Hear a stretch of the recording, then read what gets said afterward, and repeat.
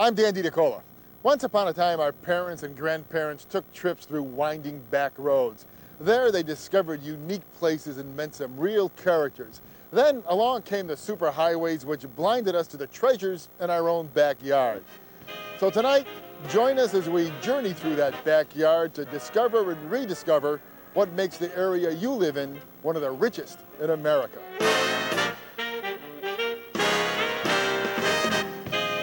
So come on along as we dish up ideas for romantic sojourns, family outings, fun for kids, and oh yeah, food, outdoor fun, historic sites, hangouts, day trips, weekend jaunts, and the characters. All of them at home in your own backyard. WRGB News Center 6 presents Dan DiNicola's At Home in Your Own Backyard. Glens Falls is a small town with some big-time stuff. It's not only a nice place to live, but a town where you can come and feel at home, whether you want high culture or low-down fun.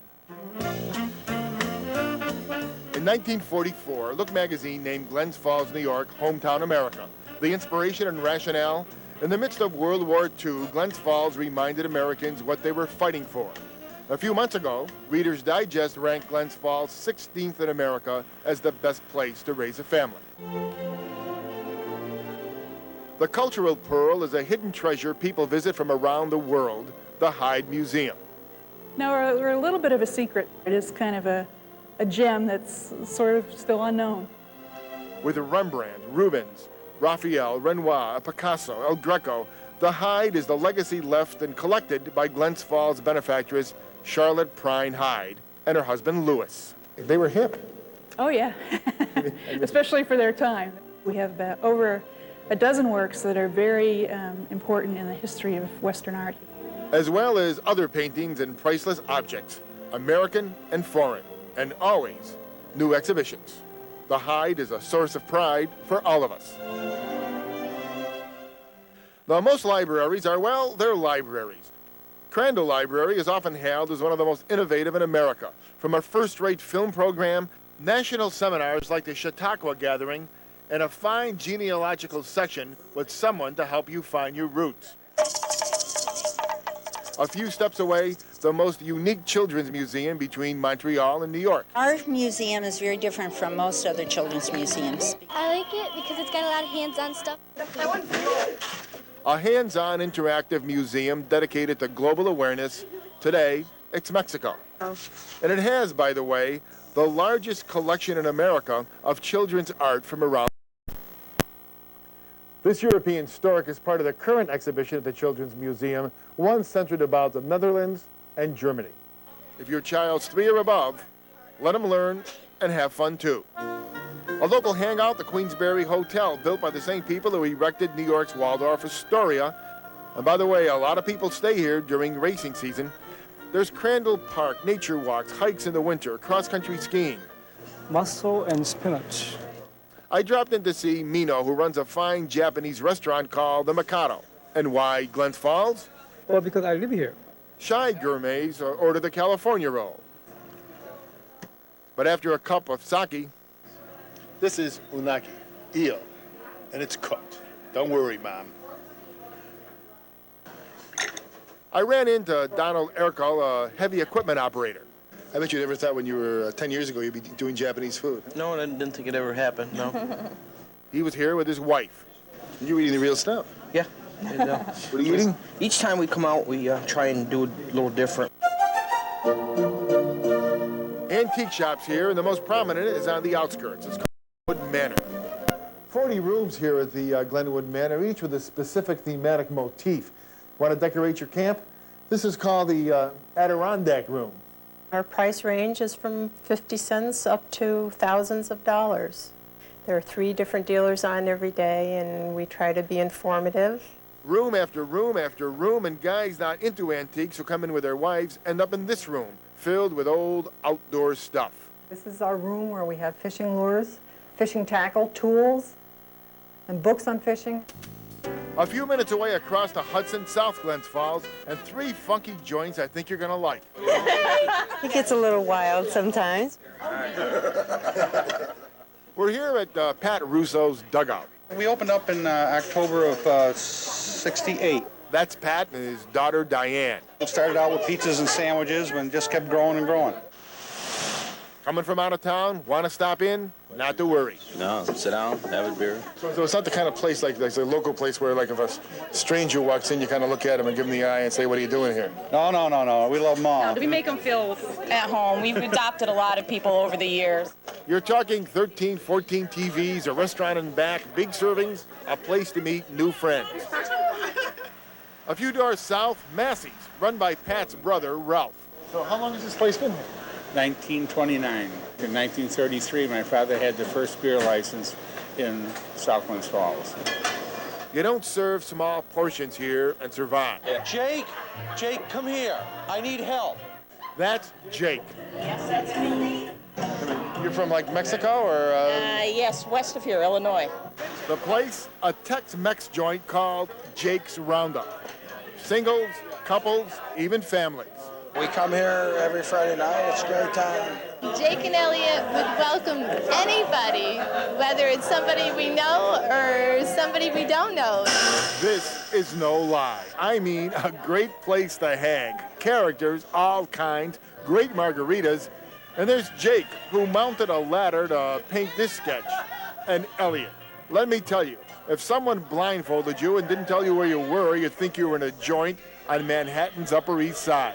I'm talking fun, and for a nightcap, back across the river to Glens Falls at the Cigar Emporium. Hometown USA, Glens Falls, New York. Cigar heaven. 3 levels of activity here. Backroom games. In the middle, for talk, and up front, more serious stuff. And get this, with cigar lockers at $150 a piece. As you can see, we have 50 lockers here, and every one of them sold out. And the most famous owner, ESPN's Barry Melrose.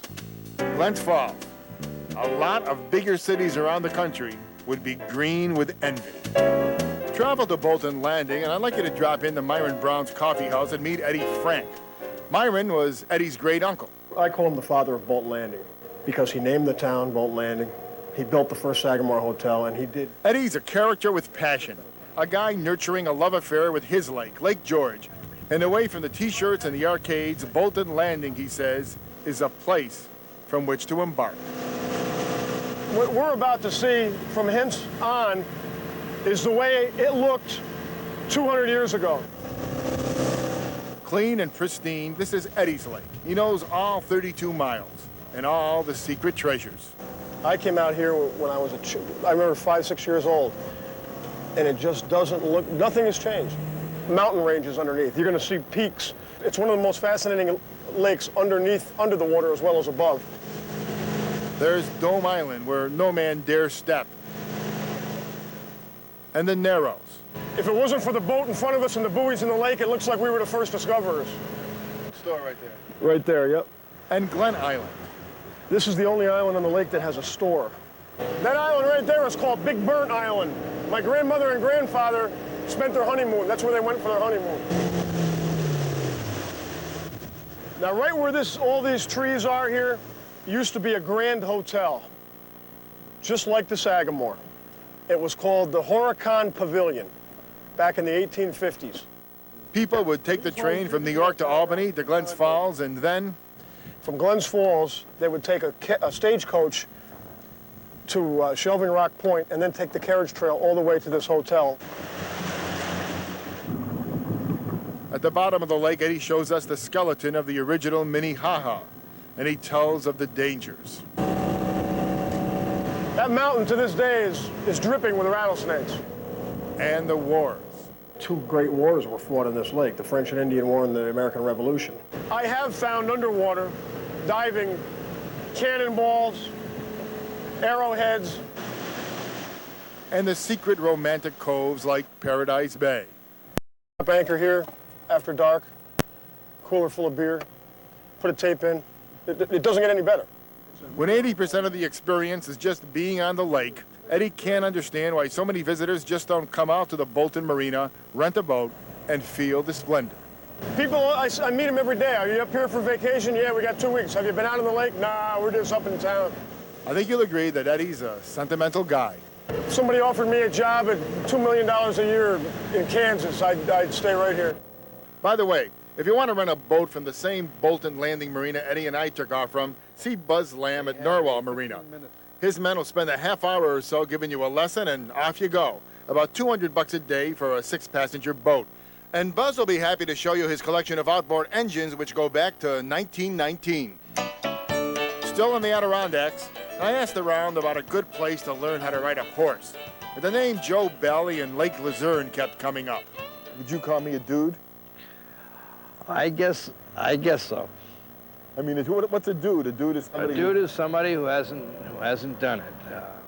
For $5, kid can ride the ponies. Dudes like me? No, they ride all with a guide. It's all trail rides. It's through the woods and through the streams. And oh yes, we have had some romantic lunch rides. The fact is, no one rides one of Joe's horses without a guide. And Joe says sometimes dudes try to impress a girl, but he sees right through him. If we ever put them on a horse that could really do something, they'd be totally lost. Okay, Joe, take me out on Topper from Oklahoma. He's used to your kind. Woo. He's still alive. So I rode on Topper and with Joe through woods and streams. I never knew water. Now all he wants to do is drink. I had a ball. To ride a horse at Bailey's, $16 an hour, $32 for two. I'd just like to say that I'm no longer a dude. You know. Just off exit 23 on the Northway, we're in Warrensburg. My father started in 1946 at this location. We're at Oscar's, a North Country institution, and this is Jerry Quintal, the son of Oscar, who hailed from Quintal, France, and began a smoked meat operation which feeds not only locals, but smoked meat lovers all over. We've sent to the embassies in England, we've sent to Australia.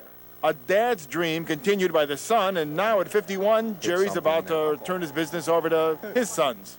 This is what my dad was noted for back in the early days, was the hams and the bacon. We still use wood to do our smoking. We use a combination of hickory and maple to get the sweetness from the maple and the color from the hickory. Jerry sent Mark here to Germany to perfect sausage making. I am honored to report that I OD'd on Oscar's smoked turkey cooked over hickory chips. My father was a good teacher. Nice dad. We're proud of Warrensburg. We think it's a friendly town.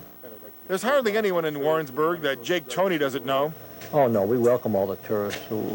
Jake's place is known for its mammoth super subs. That's the only thing we make, plus a small sandwich.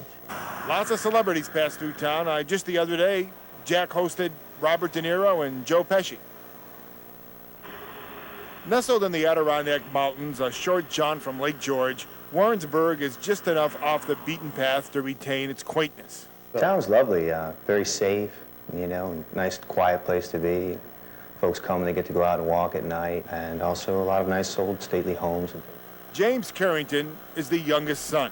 Well, yeah, it is a family operation, so as it comes down the line, I'm the last in line. Florence is his mother.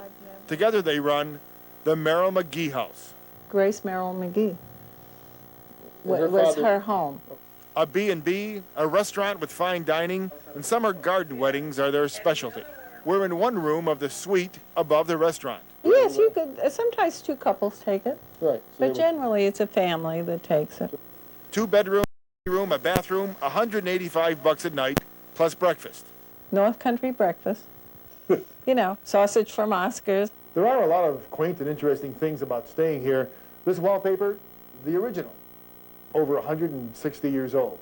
And on the same grounds, a newer building, rooms and breakfast, about 110 a night. Comfortable country inn, and fine dining, and elegant rooms, and a family operation. And that's what we are. Show you to your table. Right this way, please. I'm assuming this looks to me like a haven for lovers.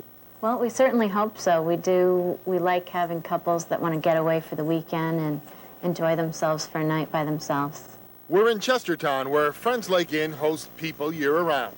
Mostly people between the age of, mid-30s to mid-50s. Depending on the season, ski trails, hiking, canoeing, and fine food. Chicken on spaghetti squash with shiitake mushrooms and feta cheese, and then I'm going to drizzle a pumpkin seed oil and a little sweet pepper coulis. And an elegant wine cellar. And you get that symmetry between food and wine. It's something very special. Many of the rooms come with jacuzzi. Upscale but reasonable, $200 a night, including dinner and breakfast for two. Want an egg cream? It's Norman Rockwell and Adirondack hominess all rolled into one. What a find at Main Street Ice Cream Parlor and Restaurant in Chestertown. Now the sandwiches, fresh meat, are terrific. But get the kids in here to see what ice cream parlors really are supposed to look like. Your soda fountains were an alternative to a bar. You know, and we've kind of lost that. And see a real soda jerk. You have your fast stream, which goes back, and then you have your slow stream, which is forward. It's basically known as jerking a soda. Kind of lost that. With pre-revolutionary roots in the Adirondacks, Bruce Robbins left his job in Latham to return home. And the syrup, it's a 103-year-old soda fountain. Updated to the way things were in 1936. Oh yeah, the egg cream, you know, from Brooklyn. You know? An egg cream is basically the same as an ice cream soda with no ice cream. This is an egg cream. That's an egg cream. You know, an old-fashioned egg cream. Old-fashioned egg cream, yep. Just like Brooklyn. Up the street, Robbins owns Chester Inn B&B. From the front porch, a historic memory that during Prohibition, Chestertown was called Rum Runner's Alley. Booze, brothels, anything illegal. Bootleg cars used to come down through on their way to New York. And on this corner, a machine gun battle supposedly out here on Route 9 that ensued between the FBI and some bootleggers. Bucolic, Chestertown. 200 years ago, just the other day, the area just west of Schenectady was the western frontier. There's a great family feel about it. Byron Nielsen is Metroland's restaurant critic. I asked him to show us some interesting eating places out west along the Mohawk. With him are his wife Susan and his new first child, Lily. This is pasta for pasta fazool. Ah. Pasta. And these are rigatoni. At 81, Lorenzo Lanzi, father of 9, is the godfather in residence at Lorenzo's, a family-run Italian restaurant in its 50th year. In high school, Lorenzo played football, and Kirk Douglas was his cheerleader. This is one of the finest restaurants in the area. I mean, this place is so good that they never bothered to put a sign up. You suggested the rigatoni? Homemade pasta here, almost strictly word of mouth, and humongous portions. This is a medium antipasto. The portions, they satisfy me. Look for yourself. Carbonara, rigatoni.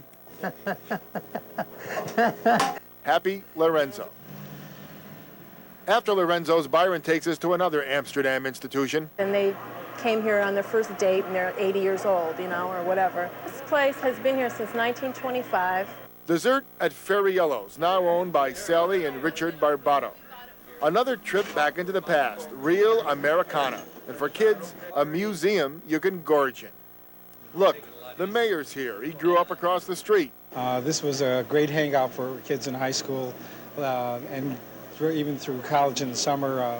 He's reliving yesterday with 3 of his aldermen. A lot of guys met their wives here and they come back. You can eat a whole Sunday? Very easily. Byron gets a root beer float. Me, hot fudge at bottom and at the top. Next day, still out west, hey, how about something for the kids? The family. A morning visit to the cider mill in Broad Albany. Topaz and even rubies and emeralds. With a true Western entrepreneurial spirit, old cider mill owner Craig Boyko found a way to entertain kids with mining experiments. A search for gems. Thousands of families come each year. There's an 85-year-old water wheel from an old dance hall. Cider flows here in the fall, and it also has a covered bridge. It's New York's only double walkway covered bridge. And we have people from Sweden, Japan, Australia. All of a sudden, they'll show up on the hill here. They'll find the back way in when we're closed. Come on, King. Dave Eglin grew up in Broad Albany, started out raising miniature horses, bought property. Now he and his family own and run Adirondack Animal Land. One of the other unique things about the park is that every animal we do own, you can feed. This little llama is 10 hours old. And listen to Baby Bear. He'll be about 400 pounds when he's done growing, yeah. Okay. Yeah. And no longer pettable. No. Dave just got King the giraffe. Want to give him some, Dan? Sure. Hey, King, what did I do? All right, I'll feed Darcy. Dave Eglin, well, he has an ethic about his place. The animals each have their own disposition. They each have their own attitude. We like to be able to interact with every one of them. And I wouldn't own an animal that we don't enjoy and don't like. Which is why there are no snakes or other reptiles. In all, 400 animals open through Labor Day. And I can touch. I can touch. You can touch. Gotta touch. This place is about touching. Now this is a find. I mean a funky find for kids and for parents. And sometimes I think they come under the guise of they bring their grandchildren and whatnot. I think they're saying, you know, well, let me get into it too. Because Meet Lawrence Faust. Call him Faust. Grand guru and sculptor in residence at Faust Art Park, adjacent to the old railroad station in Northville, which was once Coney Island of the North. early in life, I realized I wasn't about money and I wanted to share. Come to Faust Art Park and share for free. Observe his kaleidoscopic, mysterious, witty creations, and if you don't touch, you're going to miss the whole experience. A place where junk comes alive, and so too the kid within. The kid within all of us that has an urge to touch and play. I bet your kids love this place. They do. They do. All of a sudden they start looking. By the way, adults get more uptight than kids. And they'll go up here, and they'll look around, and then they'll... gone. Please visit Faust, and take the kids, and touch. I don't like to advertise. I like people like to come across it. So if people happen to hear about it or they stumble on it, I feel it's Spirit brought them here. Amen. Mr. DiNicola, sir. Yes, good afternoon, Sir William. We're in Johnstown at Johnson Hall, home of Sir William Johnson, who was not quite a fan of Jefferson, Franklin, and Washington. This is America, but certainly we are British subjects as well.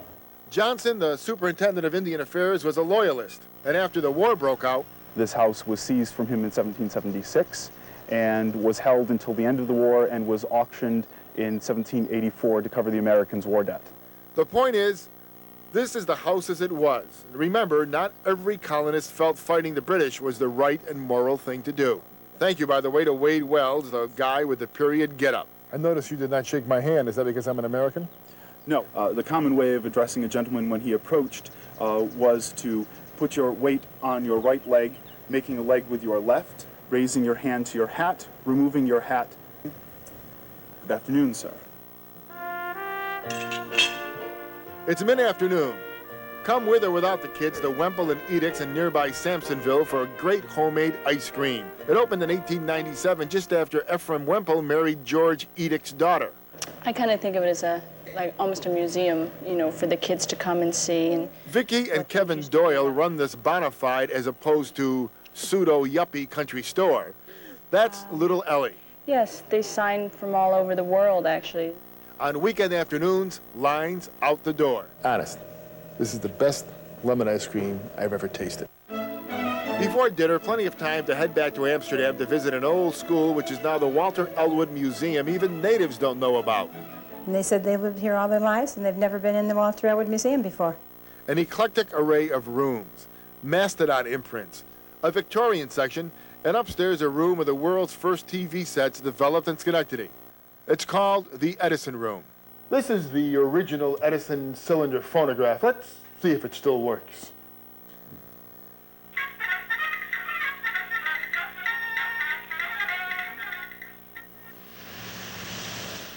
Finally, Byron takes us to meet Lou Ann Rose, who along with her husband Jim owns Union Hall Inn, which dates back to the Revolution. It has a very large history. It began as a tavern.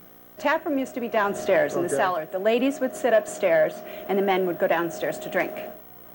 There was a murder here way back, scalping, a lot of ghost stories, and fine food. Appetizers, anyone? Maryland crab cakes, bruschetta, and a peanut shrimp. And some entrees from the original 1798 menu.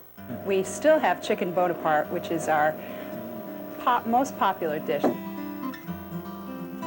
We're off to Vermont for a unique outdoor experience. Emphasis on rustic. Just across the New York state line in Rupert, the Merck Forest and Farmland Center on land donated by George Merck back in the 40s. The chief administrator, Richard Thompson Tucker. I'd say the main goal is teaching a land ethic. Oh, isn't it spectacular? That's New York?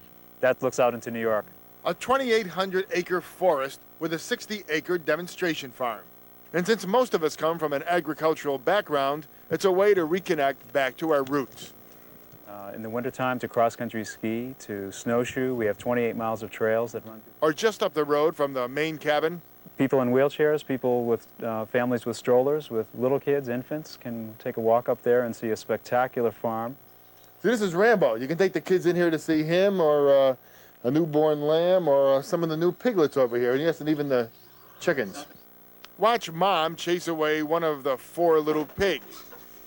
There's a natural swimming hole, a mile walk, cabins for camping. I mean, not a parking lot full of trailers, but isolated cabins. To rent a cabin, it's $25 a night for the first 2 people and $5 for each additional person. We supply the firewood, and there are wood stoves in each of the cabins. We're happy to help people. People call us up all the time. In fact, we get a lot of people from city, from Albany, from all over the place, who maybe have never camped before.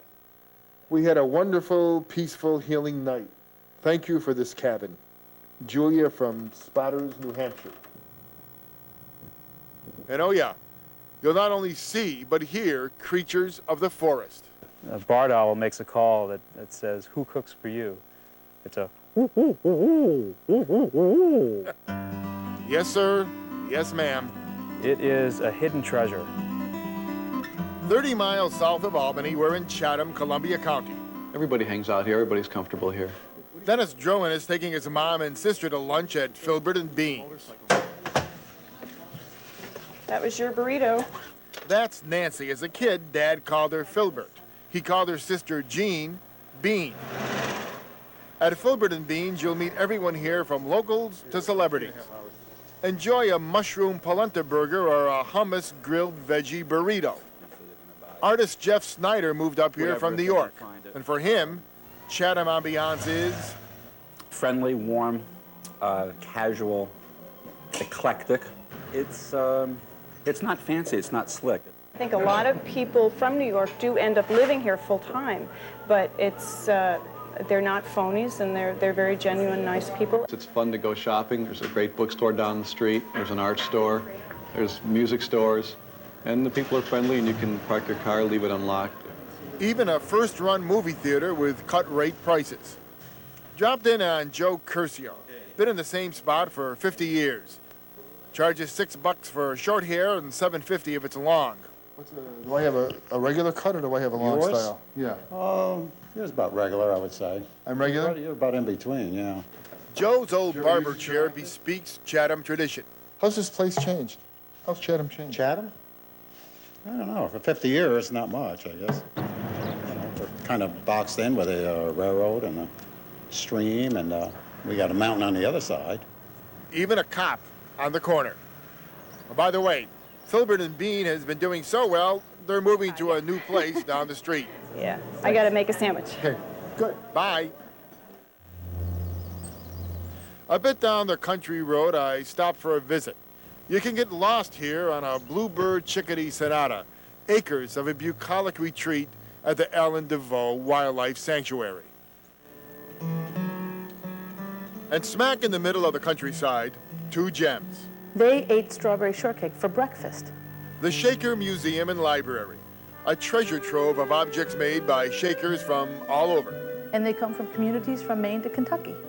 The Shakers didn't have sex, so they used their energies making and inventing beautiful and useful things. Patents on hundreds of objects. They believed that everything they were doing, all of their design, their craftsmanship, their labors were an act of worship. And I think that is conveyed by some of the lines, some of the craftsmanship of what you see here. Across the street, one of the most heralded inns in all of America. Instead of taking you to the rooms of the old Chatham Sheep Herding Company Inn, let's visit the adjoining farm. We are by far the largest sheep dairy farm in the country. Ken Kleinpeter used to be a journalist. Now he's a full-time shepherd. When I'm working the sheep with my dog, I have a staff. Are you looking for apprentices? You're interested? You're about to see the first guy wearing a tie who ever milked a sheep.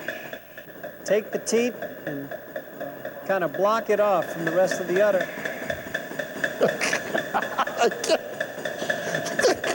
You can do it, but it takes a little while to get it. But you have to get milk in it to start with. Now you're going to get me. You're going to hit yourself pointing it that way. You tighten, slide it down. Did you get some? Oh, yes! He got himself. Oh, yes, on a new suit and shirt. Most important, this sheep herding farm is open to the public, and maybe even practice. We're heading south on 9H toward Kinderhook, Dutch territory. So this is Patroon territory. Right. The Lucas Van Allen house, abandoned and now restored on land the shrewd Dutch trader bought from the Indians. This is what it would have looked like in the 1730s when it was first built. A quaint little find, the original fireplace, a trip back into the pre-revolutionary past. Does this have Dutch doors? It does, yes. Hey, a Dutch door. Alongside the Van Allen house, a one-room schoolhouse where it is reputed a legendary schoolmaster once ruled and reigned. So bring your kids here. Let them feel what it was like back in the old days. And, oh yeah, one more thing. Jesse Merwin, buried right here in the Kinderhook Cemetery. He's the model used by Washington Irving for that tyrannical schoolmaster, Ichabod Crane. And buried in the same graveyard, the 8th President of the United States, Martin Van Buren. When he spoke to a woman, she got his undivided attention. And that's what Van Buren did. He made the woman feel very, very important. Park Ranger Marion Bernstein has grown to love Van Buren, and we're at his home. What a find. Open to the public. He loved this place. Where did he die? He died right here in this bed. Marion, the park ranger, hails from Schenectady, by the way, and she's memorized Van Buren's last will and testament. I, Martin Van Buren, of the town of Kinderhook, the county of Columbia, and the state of New York, heretofore governor of New York, more recently president of the United States, but for the last and the happiest years of my life, a farmer in my native town. Shows you how he loved it. The newest attraction at Kinderhook, an impressive spot called North Point. May not be the perfect love A beautiful, beautiful auditorium upstairs for local and national acts, and down, here's a coffee house.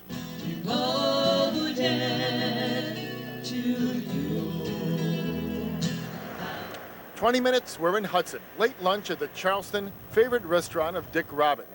The early New England families from Nantucket and Providence came up here to really escape the British man-of-war ships that were... Dick is the Academy Award-winning and nominated composer for Merchant Ivory movies like A Room with a View and Remains of the Day.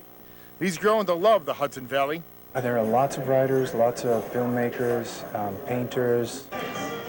He introduces me to Charlestown House owner Carol Clark. Well, the food is all original. It's all my food. Once people come in, they're welcomed, and they quickly become friends.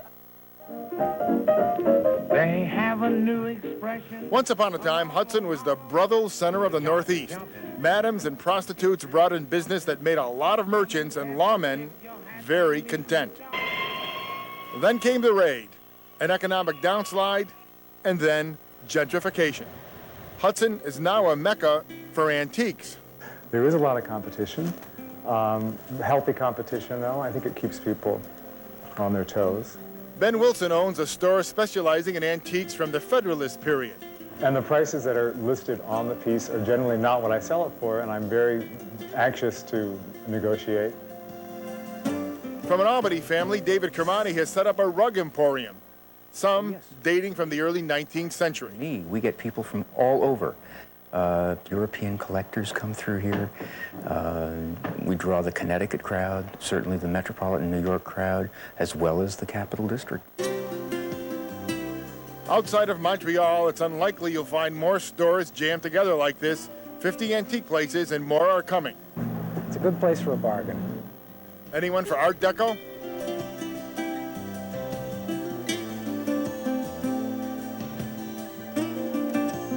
Noel Coward sits there. Mm-hmm. Cole Porter sits here. Yes, exactly.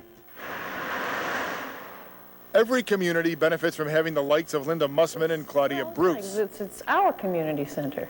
They run Time and Space Limited, an abandoned warehouse Linda and Claudia have turned into an alternative art space. A place for people to perform, show movies, have art galleries, have music concerts. Dick's performed here, and in the summers, it's a place for kids. Rather than being labeled as outsiders forever, we've learned how to become a part of the community.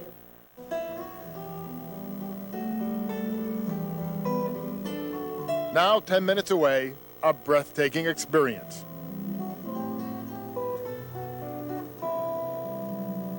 "30 years ago, they were about to tear down this wonderful mansion once owned by America's greatest landscape artist, Frederick Church. All the objects were taken out of the house and they were going to be sold. Developers were interested in tearing the building down and building condominiums here. In stepped a team of benefactors led by Governor Nelson Rockefeller. Now, Olana is an official New York State historic site. Heidi Hill from South Glens Falls, head of education, shows us through the house as it was. He created this studio really as his perfect image of a studio. And a view, Church's view, that is nothing short of spectacular. A great American treasure, your land to visit, to hike in, cross-country ski in.